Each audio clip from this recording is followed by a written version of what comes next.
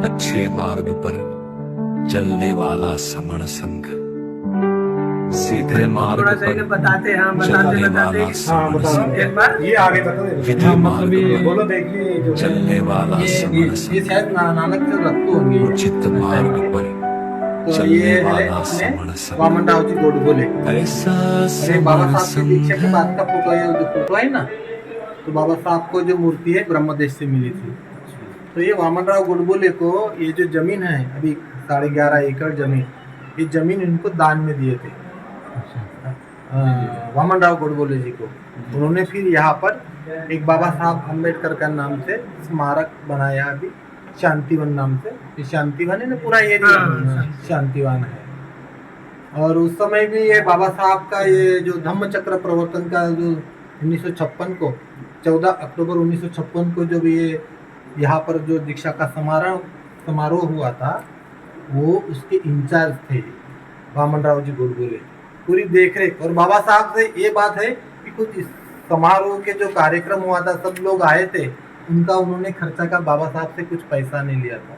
इन्होंने पहले ही बोल दिया था बाबा साहब को, अगर आप नागपुर में दीक्षा समारंभ करते हैं तो आपको 1 भी रुपये का खर्चा नहीं उठाना पड़ेगा, उसका सब खर्चा हम करेंगे। तो इन्होंने इतना अच्छा काम किया, ये वामन राव जी गोडबोले ने बहुत अच्छा काम किया।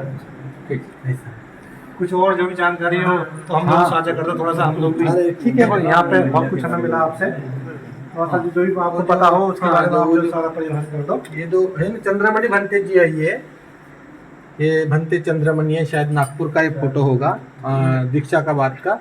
सब वहाँ पर कार्य करता है। देखो वामन राव गोडबोले ये जो पास में बैठे हुए हैं, है ना, उस समय वो नानक चंद रत्तु भी थे। सभी जो जितने भी कार्यकर्ता लोग थे सभी उनके साथ में थे।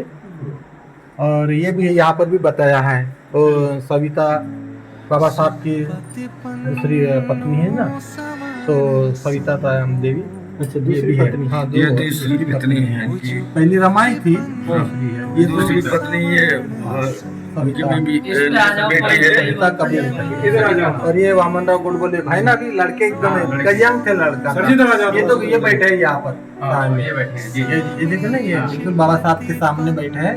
तो इनका सब इंचार्ज थे दीक्षा भूमि, जो धम्म चक्र प्रवर्तन हुआ था उस कार्यक्रम के पूरे एकदम इंचार्ज थे। इनके ऊपर पूरे मतलब देखभाल थी इन्होंने। बाकी के उनके साथ में फिर यहाँ के बुद्धिस्ट लोग भी थे उनके साथ में, पर ये मेन था उनमें। ऐसा है बाबा साहब को जो श्याम होटल में बाद में। हाँ जी, ये जो लेडीज है ये बहुत दानवीर है, गोपिकाबाई ठाकरे।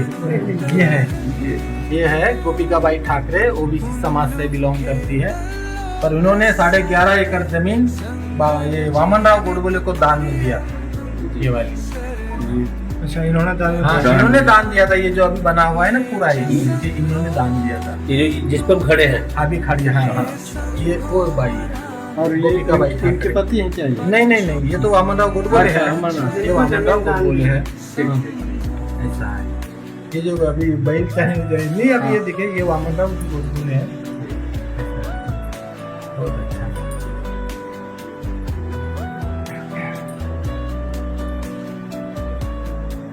ये दान, एक को देखो दान करते समय है कि नहीं, उन्होंने पानी जो जाते हैं ना, जलदान बोलते हैं पानी, तो दान करते समय में ये पानी वैसे उनके हाथ पर डाल रहे हैं। तो उस समय बौद्ध धर्म की अपनी ये है समझ परंपरा का है कि नहीं, जब भी दान करते हैं कोई चीज तो पानी पानी का हाँ शुद्ध दान होता है। ये पानी जैसा पानी का एक बार डालने के बाद में वापस थोड़ी ये नागपुर की घटना है, नागपुर में हुआ होगा ये सब। हाँ, यही पर यही का है ना, नहीं, शांतिवन का है। शांतिवन का है, ये वाला। शांतिवन का है। शांतिवन का। शांतिवन में भूमि श्रमण के बारे में बताइए। हाँ, श्रमण के बारे में बताइए। श्रमण मतलब श्रमण मतलब अपन जो श्रमण शब्द तो पाली का है, और श्रमण जो आता है वो शायद इसका है, संस्कृत का है। हाँ, तो जो भगवान बुद्ध के समय में जो भी समन था, तो ये जो पहले तो प्रव्रजित होते थे उपास गृहस्थी लोग, फिर उसने अगर प्रव्रज्या ग्रहण कर लिया वो श्रमण बन गया। तो श्रमण संस्कृति के अंदर में ये जो शील आते हैं, पंचशील आता है, अष्टशील आता है, अष्टांग मार्ग आता है, 10 पारमिताएं आती है, ये सब बौद्ध संस्कृति के अंदर आता है। तो श्रमण संस्कृति ये कोई मतलब भगवान है, आत्मा है, परमात्मा है, इसको कभी मानती नहीं है। नहीं मानते।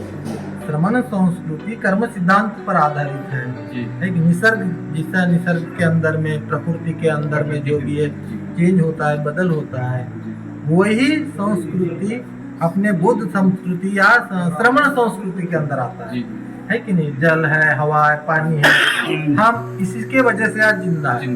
अनाज एक दफा नहीं मिलेगा चलेगा, पर हमको हवा पानी मिलना बहुत जरूरी है।